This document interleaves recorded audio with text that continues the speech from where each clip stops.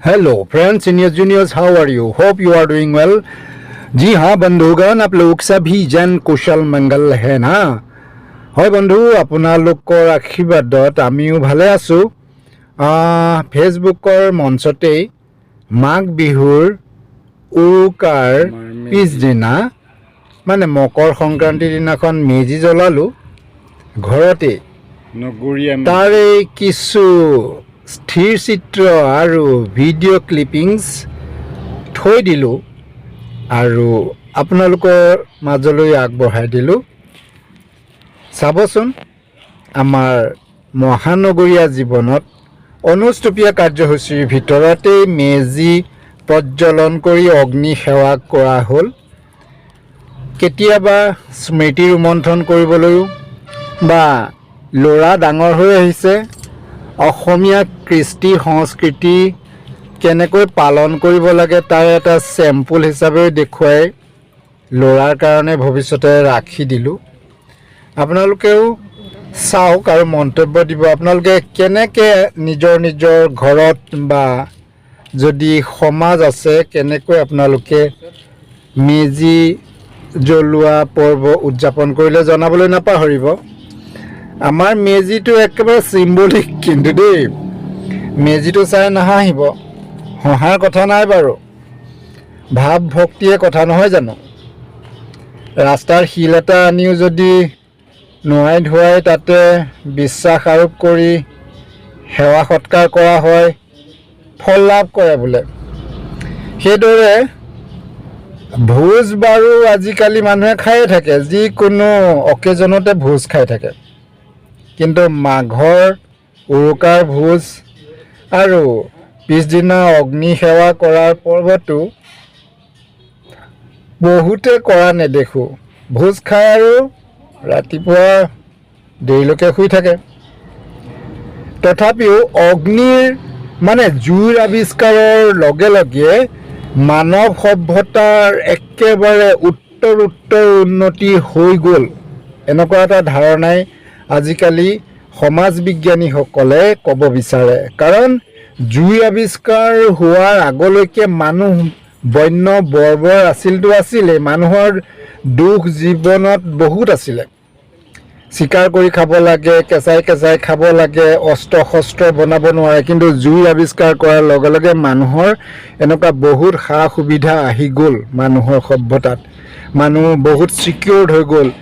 জীৱ জন্তুৰ পৰা জুই দেখুৱাই মানে ছেফ হৈ থাকিব পাৰিলে, জাৰ আঁতৰি গ'ল, জুইত সিজাই পুৰি খাবলৈ শিকিলে। সেইকাৰণে হয়তো জুই মানে অগ্নিক দেৱতা হিচাপে মানি অগ্নিক সেৱা পূজা কৰাটো আৰম্ভ কৰি দিলে। এইটোৱেই সনাতন ধৰ্মৰ বহুত বিজ্ঞান সিদ্ধ ধাৰণা বুলি ক'ব পাৰি। আৰু মাঘৰ মেজিৰ সুবাদতে আজিও আমি জুইক অগ্নিক পূজা কৰাৰ অপৰচুনিটিটো এৰিব বিচৰা নাই। আৰু মই ভাবোঁ এইটো এটা খুব যোগাত্মক, আমাৰ ধৰ্মীয় হওক বা সামাজিক দিশতে হওক, এটা যোগাত্মক পদক্ষেপ আৰু খুব জাষ্টিফাইড এটা কালচাৰেল প্ৰেক্টিছ, ট্ৰেডিশ্যনেল প্ৰেক্টিছ। কথাবোৰ কৈ থাকিলোঁ এইকাৰণেই যে মেজি জ্বলোৱালৈকে আমাৰ বিভিন্ন প্ৰস্তুতি মানে ৰাতিপুৱাই উঠিয়ে মই মেজিৰ কাৰণে যাৱতীয় খৰি খেৰটো নাই, খৰি আছিলে অলপ শুকান বাঁহ, চাটাৰিঙৰ বাঁহ গোটাই থোৱা আছিলে চাদৰ ওপৰত। আৰু আপোনালোকে দেখা খেৰৰ বিকল্প এইবিলাক নাৰিকলৰ শুকান পাত আৰু তামোলৰ পাত ঘৰতে আছিলে। গোটাই মেলি মেজি ৰূপ দিওঁতে মোৰ নিজৰে হাঁহি উঠিছিলে, এইটোনো মেজি নে? সমজুৱা মেজিবিলাক ৰাইজৰ নামঘৰত বা সমাজত পতা মেজিবোৰ বৰ ওখ ডাঙৰ হয়। আজিকালি অৱশ্যে গাঁৱলীয়া সমাজতো ইমান ওখ ডাঙৰ মেজি কোনোবাই বনাব পাৰে বুলি ভবাই নাযায়। বনালেও চাগে বহুত ব্যয়বহুল হয়, কাৰণ কাঠ খৰি নাইকিয়াই হ'ল। গাঁওবোৰতো দেখোঁ গছ গছনি নাইকিয়া হ'ল, যি দুই এডাল গছ আছে ফল মূলৰ গছহে হয়তো আছে, অন্যথা আন গছ নাছিলে। আগতে আছিলে কেনেকুৱা, ৰাইজৰ মেজি লৈ বুলি প্ৰত্যেক ঘৰ মানুহে কাঠ খৰি গছ বাঁহ যোগান ধৰিছিলে আৰু মেজি একেবাৰে আকাশচুম্বী হৈছিলেগৈ। তাতে মেজি বোলে বহুত ঠাইত এতিয়াকৈ নাসাজে, মানে জুৰীয়া মেজি সাজে, দুটা মেজি সমানে থিয় কৰাই আৰু মেজিৰ চাৰিওফালে মানে 4টা পইণ্টত কলগছ দিয়ে। স্থান লৈ লৈ বেলেগ বেলেগ নীতি নিয়মৰ কথাটোত মানুহ লৈ লৈ বেলেগ বেলেগ হয়, পৰিৱেশ পৰিস্থিতি লৈ কথা। আমি আৰু অনুষ্টুপীয়াকৈ কৰিলোঁ, অগ্নিক সেৱা কৰিলোঁ, জ্বলাই দিলোঁ। জ্বলোৱাৰ বেছি দেৰি নিতিকিলে আমাৰ মেজিটো। মেজি মানে চিম্বলিক বুলিহে ক'লোঁ যে, চিম্বলিক মেজিটো আমাৰ মুহূৰ্তৰ ভিতৰতে জ্বলি শেষ হ'ল। আৰু গুৱাহাটী মহানগৰীত জাৰ খেদিবলৈ মানে ঠাণ্ডা খেদিবলৈ বুলি মেজি জ্বলাব নালাগে আজিকালি। জানুৱাৰী সোমালেহে মাত্ৰ, ৰাতি বাৰু অলপ ঠাণ্ডা, কিন্তু দিনত ফাটাফাটি আৰম্ভ হৈয়ে গৈছে।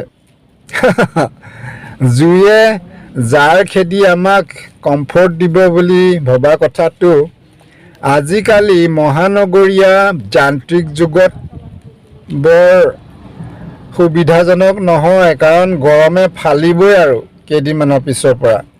মানে জুয়ে গৰম দিবলৈ হ'লে সেইটো অভিশাপ হ'ব নে আশীৰ্বাদ হ'ব আপোনালোকে ভাবিব আৰু। গৰমে কি ফালিবলৈ থাকে, পিঠি ফালে, টিকা ফালে, কি ফালিবই, তাৰ কাৰণেহে সাজু হ'বৰ হ'ল।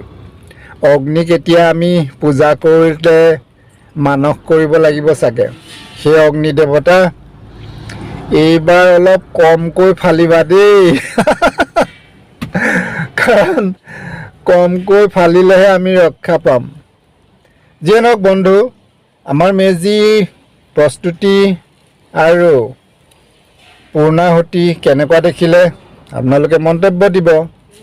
বিৰঞ্জন এণ্টাৰটেইনমেণ্ট চেনেলৰ ভিডিঅ'বিলাক চাই আপোনালোকে লাইক কমেণ্ট আৰু শ্বেয়াৰ কৰিবলৈ নাপাহৰিব। মেজি ওচৰতেই নামঘৰত বা সমজুৱা স্থানবিলাকত ৰাইজে পিঠা পনা জা জলপান চব গোটাই আনে। এইবিলাক কাহিনী নিচিনা হৈ গ'ল বন্ধু। আমি মানে মই নিজে পাই অহা কথাবিলাকে এতিয়া আপোনালোকক ক'লে বা নতুন জেনেৰেশ্যনক আমাৰ ল'ৰাহঁতক ক'লে সাধু কথা নিচিনাকৈহে শুনে। কাৰণ ৰাইজ একত্ৰিত হ'বলৈ মানুহটোৱে প্ৰতি মনটোৰ দৰে ঘৰখনৰ প্ৰতি এটা সিদ্ধান্ত, মানে একত্ৰিত ৰাইজ পাবলৈ টানেই। খুব বাধ্যবাধকতাতহে ৰাইজ একত্ৰিত হয়। য'ত নামঘৰ একোটা আছে, নামঘৰত ৰাইজ গোট খায়। কিন্তু এনেকুৱাও দেখা যায় নামঘৰতো নীতি পৰম্পৰা কিবাকিবি আচৰণ বিধিৰ নামত ৰাইজখনচোন ভাগ মানে একোটা সমাজতে, একোটা নামঘৰত বা একোটা মন্দিৰ ব্যৱস্থাপনাৰ মাজতে বহুত লবি থাকে। শইকীয়া, বৰা, শৰ্মা, কলিতা, দাস এনেকৈ লগ লাগি বহুতৰ মাজত লবি হয়। আৰু বহুত নামঘৰত দেখা যায় মানে কেইবাটাও গোট হৈ যায়। কেইবাটাও গোট মানে খেল। কোনোবাই হয়তো দিনত জন্মাষ্টমী পাতে, একেটা নামঘৰৰ মজিয়াতে কোনোবাই ৰাতিলৈ পাতে। নামঘৰ এটাই, কাৰোবাৰ নামঘৰেই নাই। এনেকুৱা চাহ বাৰবান জেগাবিলাকত বহুতত নামঘৰ নাই, মন্দিৰ নাই, ঘৰ সাজিবলৈকে মানুহে মাটি নাপায়। তেনেকুৱাত কোনোবাই কাৰোবাৰ এটা পেলাই থোৱা প্লটতে হয়তো এনেকুৱা পিকনিক কৰে বা ৰাজহুৱা ভোজ কৰে। তাতো লাইক মাইণ্ডেড মানুহখিনিহে গোট খায়। মানে স্বতঃস্ফূৰ্ত যিটো মানুহৰ মাজৰ মিলা প্ৰীতি, সেই বস্তুবোৰ শেষ হৈ গৈছে। আৰু বন্ধু মই ভিডিঅ'টো আপোনালোকলৈ বা মোৰ নিজৰ আৰ্কাইভত থবৰ কাৰণে বুলি আপলোড কৰাৰ সময়তে এনেকুৱা কিছুমানো বাতৰি ফেচবুকতে পাইছোঁ যে মাঘ বিহুত এই কিছুমান সংস্কৃতি হওক দুষ্কৃতি হওক চুৰ কৰাৰ এটা পৰম্পৰাৰ নামত দেখিছোঁ অসমৰ কেইবাখনো ঠাইতে মানুহে কিছুমান খেতিয়কৰ বাৰী ঘৰ কাটি নষ্ট কৰি দিছে। এতিয়া কথাবোৰ আপুনি ভাবিবচোন বন্ধু, পুনৰ এটা নতুন মাঘ বিহুলৈকে অপেক্ষা কৰক বা